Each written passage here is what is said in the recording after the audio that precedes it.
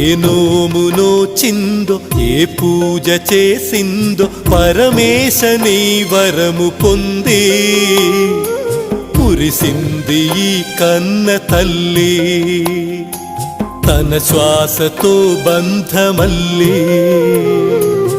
ఏ నోమునో చిందో ఏ పూజ చేసిందో పరమేశ నీ వరము పొంది